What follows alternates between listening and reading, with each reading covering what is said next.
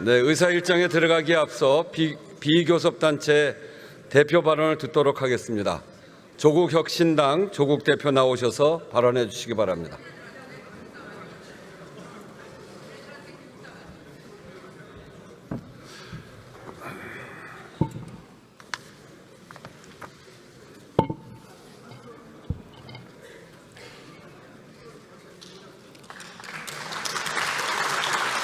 존경하는 국민 여러분, 재외 동포 여러분, 우원식 국회의장님, 선배 동료 의원 여러분, 조국혁신당 대표 조국입니다.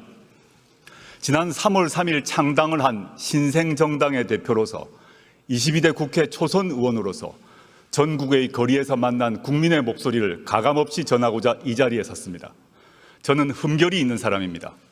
그런데도 지난 총선에서 690만 명의 국민께서 저와 조국혁신당을 선택해 주셨습니다. 그 마음과 뜻 명심하며 항상 겸허한 자세로 국민과 함께 하고자 합니다. 지난 총선에서 국민은 무도하고 무능하고 무책임한 집권 여당의 매서운 회초리를 들었습니다. 총선 후 윤석열 대통령은 말했습니다. 국민의 뜻을 겸허히 받들어 국정을 쇄신하고 경제와 민생 안정을 위해 최선을 다하겠다. 새빨간 거짓말이었습니다. 부자와 강자만 챙기는 국정 기조를 바꾸지 않았습니다. 경제와 민생 파탄을 외면하고 있습니다. 현재 서민들은 코로나 시국보다 삶이 어렵다고 하소연합니다. 소상공인, 자영업자 폐업률과 가계 빚은 날마다 치솟고 있습니다. 경기는 침체하고 나라 빚은 역대 최고로 쌓여갑니다. 게다가 무모한 의대 2,000명 정원 결정의 여파로 응급 환자는 병원을 못 찾아 목숨을 걸고 뺑뺑이를 돕니다. 상황이 이러함에도 윤석열 정권은 전 정권 탓만 합니다. 시도 때도 없이 이념몰이에 나섭니다. 반대자와 비판자들을 반국가 세력, 검은 세력이라고 비방합니다. 일제강점기의 불법성을 부인하고 식민지 근대화론을 주장하는 소위 뉴라이트 인물들을 정부와 학계의 요직에 앉힙니다. 그런데 윤석열 대통령의 거짓말은 이번이 처음이 아닙니다. 2013년 10월 21일 서울고검 국정감사장 기억나십니까? 윤석열 여주지청장이 증인으로 나와 저는 사람에게 충성하지 않는다라고 말했습니다. 저도 국민도 박수를 쳤습니다.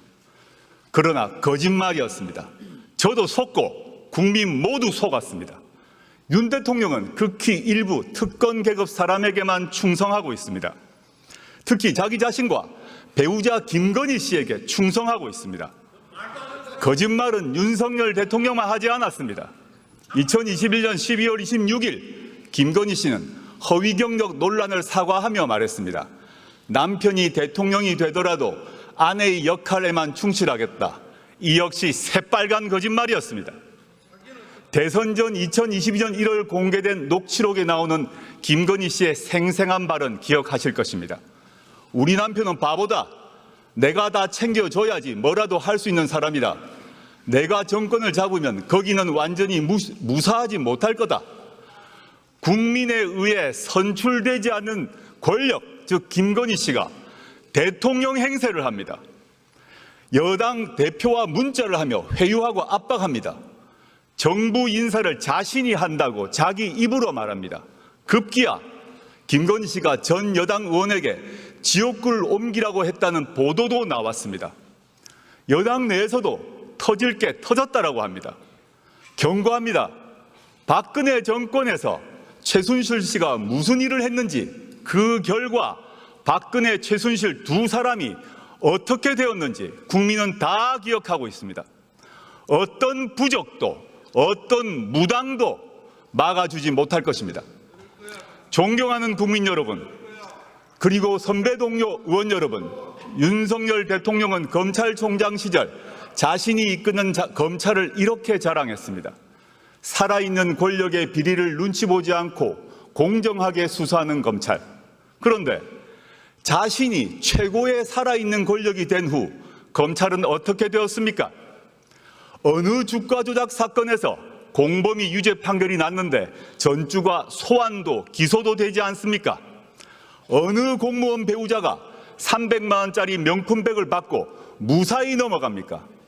어느 피의자가 자신이 지정한 곳에서 조사를 받습니까? 어느 검사가 수사하러 가서 휴대전화를 피의자 측에 제출합니까? 이 정도는 수사가 아니라 접대입니다. 반면 전 정권과 야당은 사냥하듯 수사합니다. 원래 겨누었던 잘못이 안 나오면 나올 때까지 먼지떨이 수사를 합니다. 원래 사냥감이 잘 안 잡히면 가족, 친족, 지인을 텁니다. 그리고 일방적 피의 사실을 친검 언론에 흘립니다. 어디서 많이 본 모습 아닙니까? 바로 15년 전 노무현 대통령님의 비극이 발생하기 전과 똑같습니다. 게다가 윤석열 대통령은 자신이 검찰총장 시절 대변인이었던 이창수 검사를 서울중앙지검장에 임명했습니다. 현 김주현 민정수석이 법무부 검찰국장 시절 검찰과장이었던 심우정 검사를 검찰총장 후보로 지명했습니다. 이유가 무엇이겠습니까? 검찰을 더욱더 수적으로 부리겠다는 것 아니겠습니까? 한편 윤석열 대통령은 자신이 나온 충암고 인맥으로 군과 경찰을 장악하고 있습니다. 김용현 국방부 장관은 물론 여인형 방첩사령관, 박종선 777 사령관 등 군내 정보 개통을 충암고 라인으로 다 채웠습니다. 경찰 인사를 하는 이상민 행정안전부 장관 역시 윤 대통령의 충암고 후배입니다. 충암고는 윤석열 정권의 하나회로 자리 잡을 것입니다. 윤석열 대통령에게 경고합니다. 아무리 모든 권력기관을 주머니 속 공깃돌로 가지고 놀더라도 국민의 마음을 잃는 순간 그대는 나락으로 떨어질 것입니다. 존경하는 국민 여러분, 선배 동료 의원 여러분, 창당 이후 만났던 국민의 목소리를 전하고자 합니다. 이태원 참사 희생자 고 이상은 씨의 어머니는 딸의 생일날을 맞아 김치찌개를 방문객에게 대접했습니다. 제 손을 꼭 잡아주신 어머니께서 무슨 말씀을 하셨는지는 짐작하실 것입니다. 지난해 수해 현장에서 숨진 최혜병의 어머니는 일주기를 앞두고 편지를 썼습니다. 저희에겐 하나뿐인 외동입니다. 사람들은 아무도 모릅니다. 얼마나 힘듦과 고통 속에 살고 있는지. 어머니는 애끓는 심정으로 진실을 밝혀달라고 요구합니다. 대구에서 만난 전세 사기 피해 젊은 신혼부부는 울먹이며 말했습니다. 평생 모은 돈이 다 날아갔어요. 이제 우리는 어디 가서 어떻게 살아야 합니까? 저와 조국혁신당은 고통받고 분노하는 국민의 도구가 되고자 합니다. 총선 때 광주 충장로 우체국 앞에서 유세를 준비할 때였습니다. 한 어르신께서 제 손을 잡으시며 말씀하셨습니다. 견뎌주어 고맙네. 살아남아주어 고맙네. 이제 잘 싸워주게. 지난달 말 전남 곡성과 영광을 방문했을 때도 똑같은 말씀을 들었습니다. 지난 윤석열 정권 2년은 대한민국의 잃어버린 2년으로 기록될 것입니다. 저희는 창당 총선에서 이렇게 외쳤습니다. 3년은 너무 길다. 무도하고 무책임하고 무능한 윤석열 정권은 나라를 더 망치기 전에 종식되어야 합니다. 국민은 이 정권 치하에서 너무도 힘듭니다. 인내심이 바닥나고 있습니다. 조국혁신당은 당내에 3년은 너무 길다 특별위원회를 구성했습니다. 저희는 이미 심리적 탄핵을 하신 국민의 마음을 받들며 온 힘을 다하여 위헌과 위법의 증거를 모으겠습니다. 존경하는 국민 여러분, 선배 동료 의원 여러분, 조국혁신당은 12석에 불과합니다. 원내 교섭단체도 아닙니다. 저희 힘만으로 할 수 없는 그러나 반드시 이루어야 할 시급한 사회경제적 과제 2가지를 말씀드리고자 합니다. 국민은 조국혁신당에 묻고 계십니다. 윤석열 정권 종식 이후 무엇을 할 것이냐? 조국혁신당은 문화, 디지털, 노동, 환경, 건강, 교육 등 8가지 사회권을 구현하는 민생 선진국을 제시했습니다. 오늘은 이 중 2가지를 말씀드리고자 합니다. 첫째는 주거권 보장을 통한 주거혁신입니다. 주거권은 쾌적한 집에서 안정되게 살 수 있는 권리입니다. 국민 40% 정도가 전월세 등 빌린 집에서 삽니다. 집주인이 세를 올리거나 방을 빼라고 할까봐 노심초사합니다. 서울에서는 중위소득 가구가 10년간 소득을 한 푼도 안 쓰고 모아야 중간가격 주택 한 채를 살 수 있습니다. 소득의 3분의 1 저축하면 30년 넘게 걸립니다.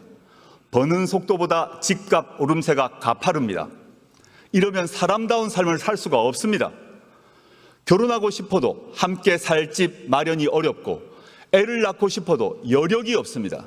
먼저 질 좋은 공공주택과 다양한 사회주택을 국가가 확보해 제공해야 합니다. 2022년 기준 공공임대주택은 전체 주택 재고량의 10%가 안 됩니다.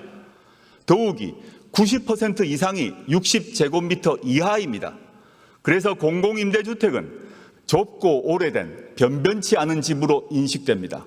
앞으로 84제곱미터 이상의 질 좋은 집 공급을 확대해야 합니다. 빌라나 주택 등도 공공부문이 더 많이 흡수해서 공급해야 합니다.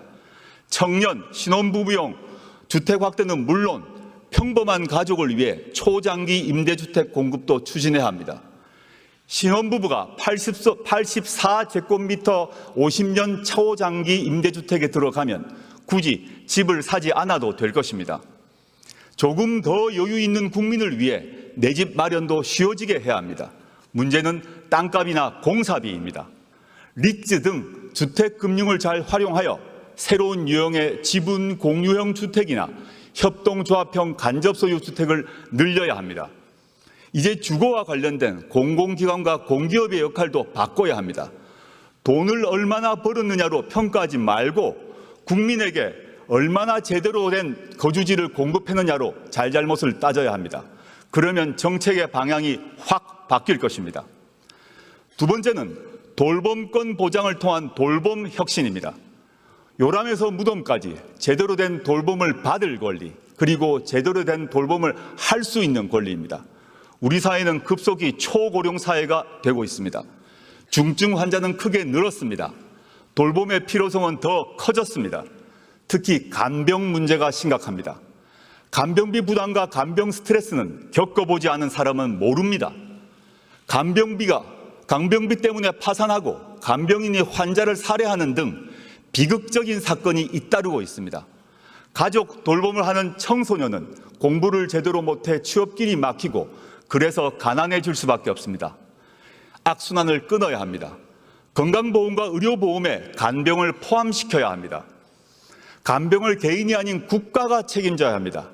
우리 집은 관계없다고 생각할지 모릅니다. 곧 닥칩니다.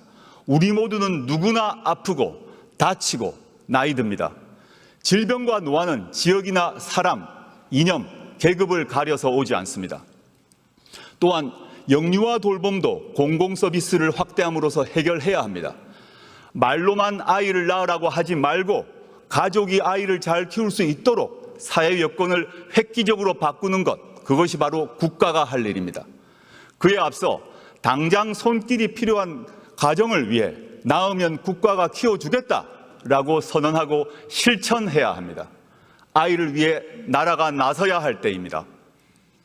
육아휴직 활성화법, 지역돌봄 강화법, 가족돌봄 휴가법 등 전국민 돌봄 보장 시리즈 법률이 필요합니다. 주거권과 돌봄권 보장은 대한민국이란 국가의 소멸을 막는 방책입니다.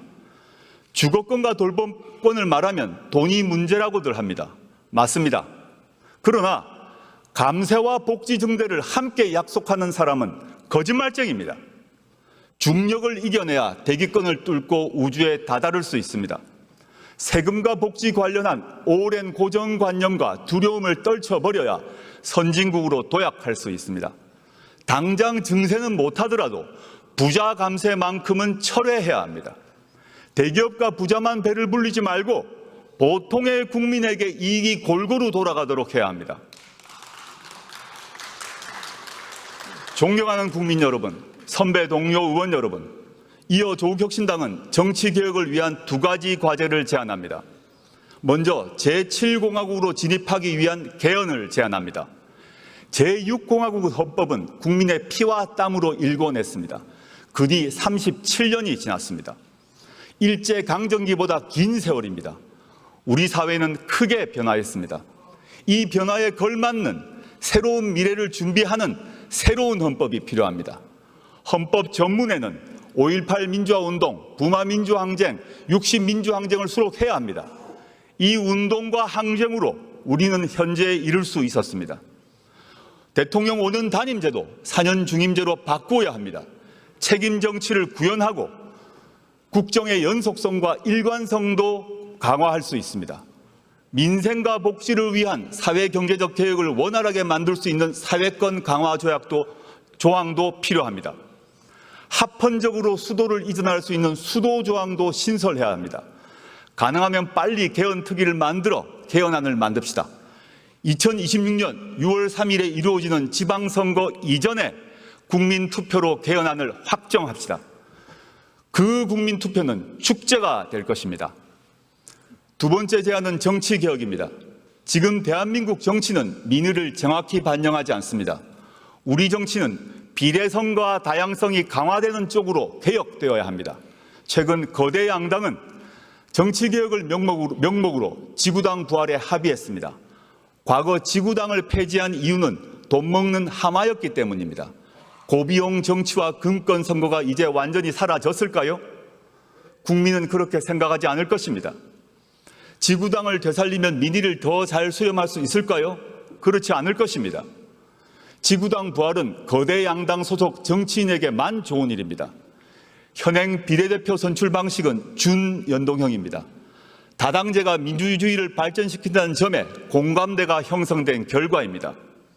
그러나 현행 국회법은 양당제를 전제로 구성되어 있습니다. 대표적인 게 교섭단체 기준입니다. 12석을 얻은 조국혁신당은 국회 운영에서 투명정당 취급을 받습니다. 690만 지지자 의견을 국회 운영에서 대변할 길이 없습니다. 정당 보조금 배분에서도 큰 차별을 받습니다. 동료 의원님께 간곡히 호소드립니다. 이제 교섭단체 기준을 개선합시다. 박정희 유신 독재 정권이 개학하기 이전으로 돌아갑시다. 정치 신인 때 정치개혁에 대해서 품었던 초심을 한 번만 돌아봐 주십시오. 존경하는 국민 여러분, 그리고 선배 동료 의원 여러분, 우리 국민은 교양과 품격 있는 지도자를 가질 자격이 있습니다. 절대된 국가 권력을 가질 자격이 있습니다. 주거와 돌봄을 걱정하지 않아도 될 자격이 있습니다. 조국혁신당이 쇄빙선이 돼 깨트리겠습니다. 조국혁신당이 예인선이 돼 이끌겠습니다. 4년 뒤 22대 국회가 끝날 것입니다. 그때 국민은 이렇게 말씀하실 것입니다. 조국혁신당이 정권교체를 위하여 가장 앞장서서 싸웠다.